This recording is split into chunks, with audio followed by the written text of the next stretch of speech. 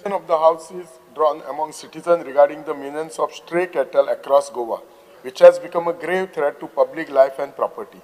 These cattle frequently occupy roads, particularly at night, leading to major accidents and endangering lives.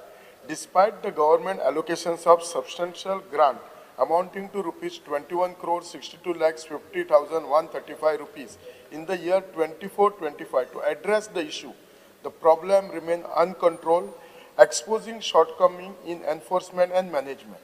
The situation is further aggravated by the presence of stray cattle on Goa's beaches, which not only endanger tourists but also tarnishes the image of the state as an international tourist destination.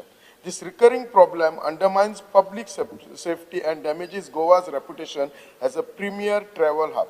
It is therefore imperative that the government outline categorical steps it intends to take in this matter, ensuring urgent and effective measures to restore order, safeguard residents and visitors, and protect the state's global standing.